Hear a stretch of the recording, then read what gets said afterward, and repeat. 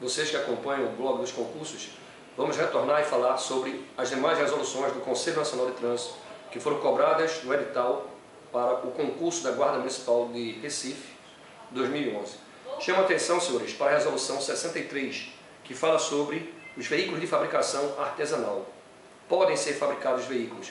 E o artigo 1º diz: considera-se veículo de fabricação artesanal aquele veículo concebido e fabricado sob responsabilidade de pessoa física ou jurídica.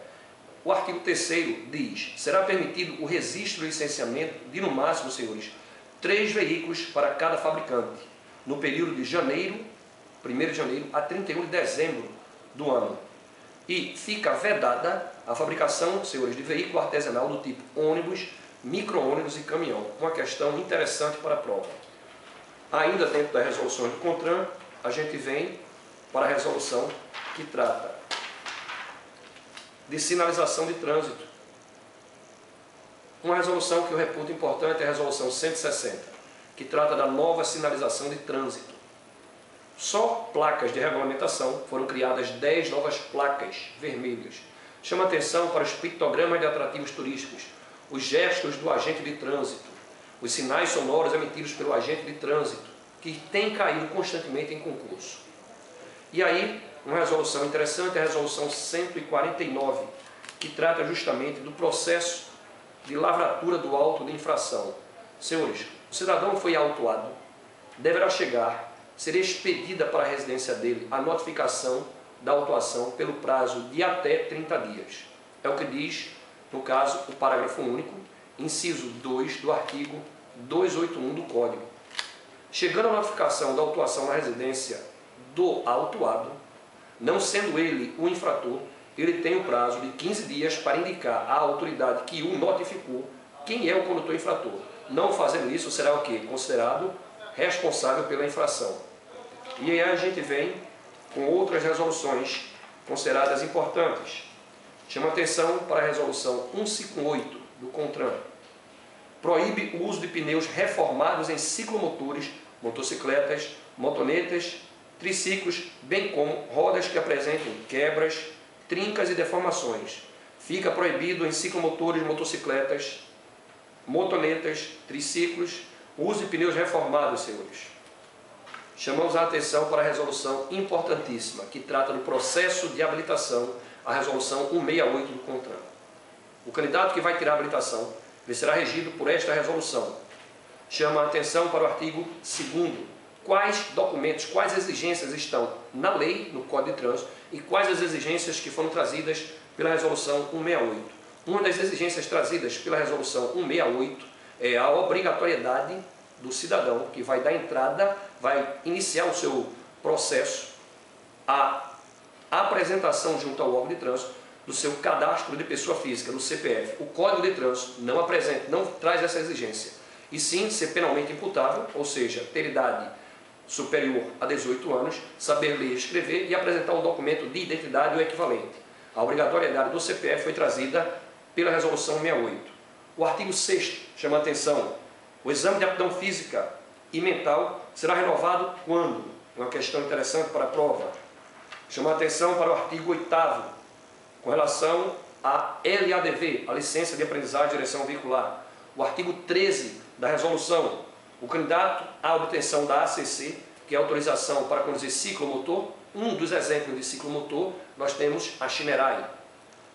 Da CNH, a adição ou mudança de categoria somente poderá prestar exame de prática após decorridos uma carga horária. E aí a gente vem para a obtenção da ACC, no mínimo 20 horas aulas, no caso, prática. Obtenção de CNH, 20 horas aulas práticas. Adição de categoria, 15 horas. Mudança de categoria, mais 15 horas. Chamo a atenção para a mudança que o Código de Trânsito sofreu com relação às aulas práticas. 20% destas 20 horas aulas, obrigatoriamente, deverão acontecer no período noturno. Saindo da resolução 168, nós chegamos à resolução que trata da aplicação da penalidade de interdição temporária do direito de dirigir, ou seja, a suspensão do direito de dirigir. Como deve ser aplicada a suspensão?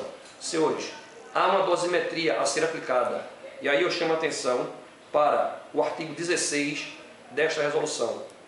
Se o cidadão teve a penalidade de suspensão aplicada pela autoridade de trânsito em decorrência de uma infração que não tem fator multiplicador, o que é que diz a resolução? Esta suspensão ela será de 1 a 3 meses. Exemplo, conduzir motocicleta sem usar capacete. Será aberto um processo administrativo contra o cidadão, artigo 265 do Código de Trânsito. Sendo ele punido pela autoridade de trânsito, ele será suspenso de 1 a 3 meses. Se a infração que acarretou a penalidade de suspensão for fator multiplicador vezes 3, ele pegará uma suspensão de 3 a 7 meses. Exemplo, artigo 173, disputar corrida por espírito de emulação. Se for uma infração gravíssima, vezes 5. Exemplo, artigo 174 do Código, praticar corrida, disputa automobilística sem autorização. Esta suspensão será de 4 a 12 meses, está isso previsto no artigo 261 do Código. Essa suspensão ela será de 1 a 24 meses. Se o cidadão for reincidente no período de 6 meses, é o que eu vou dizer agora, no inciso 2 do artigo 16 desta resolução, se ele for reincidente em uma infração que não tem fator multiplicador, a penalidade será de 6 a 10 meses. Se for reincidente em uma infração gravíssima vezes 3, será de 8 a 16 meses. Se ele for reincidente em uma infração gravíssima vezes 5, será de 12 a 24. Chama a atenção para o artigo 65, senhores. É a única infração prevista no Código que, sendo ele punido, que é o caso, conduzir veículo sob influência de álcool ou qualquer substância psicoativa que determine dependência física ou psíquica, entre elas o álcool, a embriaguez, de imediato, havendo a aplicação da penalidade de suspensão de direito de dirigir pela autoridade de trânsito, é a única infração que de imediato ele adotará 12 meses. Não tem a dosimetria em caso de incidência. 12 meses é o que disse a Lei 11.705/2008, considerada a lei seca. Aí, seguindo com relação às resoluções do CONTRAN, vamos para resoluções interessantes. Dentre elas, a que trata da expedição da Carteira Nacional de Habilitação, a resolução 192 chama a atenção para o artigo 8º desta resolução. A expedição da Carteira Nacional de Habilitação, modelo único, dar-se-á compulsoriamente, quando? Da obtenção da ACC e nas categorias A, B ou A e B. Na troca da permissão para dirigir, na categoria ACC ou nas categorias AB ou A e B. Da adição e mudança da categoria, da perda ou extravio, da renovação dos exames da CNH, houver a reabilitação do condutor, ocorrer a alteração de dados do condutor e da substituição do documento de habilitação estrangeira. Lembrando que o estrangeiro poderá conduzir seu veículo aqui por 180 dias. Após isso, ele deverá ser submetido à lei brasileira, se submetendo a todos os exames do artigo 147 do Código de Trânsito Brasileiro. Seguindo nas resoluções do CONTRAN, lembrando aos senhores que a Carteira Nacional de Habilitação ela não poderá ser plastificada. Isso está no anexo 3 da resolução 192 do CONTRAN.